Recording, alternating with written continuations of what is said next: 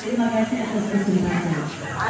Saya sebagai mama pertama bersyukur pada Tuhan karena untuk Imam semoga tetap setia sampai akhir.